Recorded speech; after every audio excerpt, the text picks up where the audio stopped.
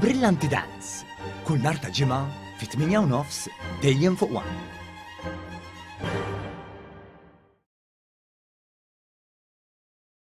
Il-Gvern da konsultazzjoni pubblika dwar regolamenti proposti favur l-obbligu ta' liċenzja għal kontratturi li jaħdmu fit-twaqqih l-iskavar u l-bini. F'konferenza tal-aħbar jiġi spjegat li dan qed isir sabiex tissaħħaħ ir-regolamentazzjoni għas-settur tal-kostruzzjoni filwaqt li jkun hemm kwalità ogħla ta' xogħlijiet u aktar infurzar. Fil-fatt tal-ewwel darba se tiġi introdotta liċenzja biex jiġu regolati l-kontratturi. Sal-lum l-unika liċenzja li kienet teżisti f'dan is-settur kienet il-liċenzja tal-bennej li ilha li daħlet sa mis-seklu 19. B'hekk din il-liċenzja min irid jaħdem f'dawn l-oqsma irid identifika ruħu mal-awtorità tal-bini u l-kostruzzjoni u b'riżultat ta' dan min għandu liċenzja biss ikun jista' jwettaq dan it-tip ta' xogħol. Ir-regolamentazzjoni proposta tara wkoll jiġu stabbiliti kriterji li wieħed irid ikollu biex jikseb il-liċenzja, jiġu definiti aħjar ir-responsabbiltajiet tal-kuntrattur filwaqt li jsaħħu l-mezzi tal-infurzar fil-konfront tal-kuntratturi liċenzjati. Il-Ministru għax-Xogħlijiet Pubbliċi u l-Ippjanar, Stefan Zrinzo Azzopardi, spjega li b'din il-konsultazzjoni pubblika qed jiġi pubblikata bozz ta' avviż legali li permess tiegħu se jkun qed jitwaqqaf kumitat tal-liċenzjar tal-kuntratturi u li jistabbilixxi liċenzja l-kuntratturi ta' twaqqih l-iskavar u l-bini. Mawa News huwa rimarka wkoll dwar ir-responsabbiltajiet tal-kuntrattur taħt dan l-abbozz hekk kif se jkun obbligat fost l-oħrajn li jaħdem skont id-direttivi tal-perit u f'konformità mal-method statement u kull regolamenti u direttiva maħruġa mill-Awtorità tal-Bini u l-Kostruzzjoni.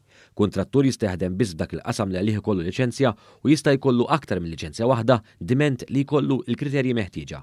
Il-Ministru Stefan Zrinzo Azzopardi semma wkoll uħud mill-kriterji marbuta mal-kisba tal-liċenzja f'dawn l-oqsma. Dawn fost l-oħrajn jinkludu l-ħiliet fl-oqsma tal-kostruzzjoni li għalihom ikun qed japplika liċenzja. L-applikant għandu jipprovdi wkoll lista ta' makkinarju ċertifikat. F'każ ta' xogħol ta' bini, l-applikant għandu jkollu fil-possess tiegħu liċenzja ta' bennej jew fil-każ ta' kumpanija 3 snin esperjenza fil-maniġġjar ta' sitta kostruzzjoni ikkonfermata minn żewġ periti u impjieg ta' bennej liċenzjat.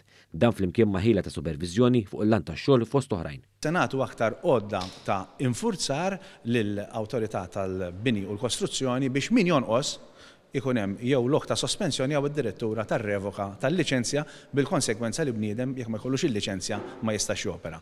Min-naħa tiegħu il-kap eżekuttiv tal-Awtorità tal-Bini u l-Kostruzzjoni Jesmond Muscat qal li biex kontrattur ikun jista' jaħdem f'dawn it-tliet oqsma jrid ikun applika sal-31 Ottubru 2023.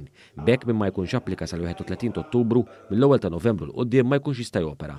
Intant min ikun applika ikun irid jingħata provisional clearance biex jibda jopera. Min japplika wara l-ewwel ta' Ġunju 2024 biex jibqa' jaħdem irid jistenna l-proċess biex tinħareġlu l-liċenzja. Wara l-ewwel ta' Novembru kull min qed hemm wara irid ikun diġà applika. Għandna mill-ewwel ta' Novembru mbagħad sa Mejju Ġunju ta' wara min ma applikax ħajbqalu ċans li japplika, min irid jidħol fis-settur jista' japplika wkoll, però 2025 Jannar kulħadd irid ikun fis-settur. Dawk li jridu jieħdu sehem f'din il-konsultazzjoni pubblika għandhom jaċċessaw is-sit elettroniku tal-konsultazzjoni pubblika fejn wieħed jista' jaqra l-abbozz tal-avviż legali. Wieħed jista' jara wkoll l-abbozz tal-avviż legali billi jaċċessa s-sit elettroniku tal-awtorità.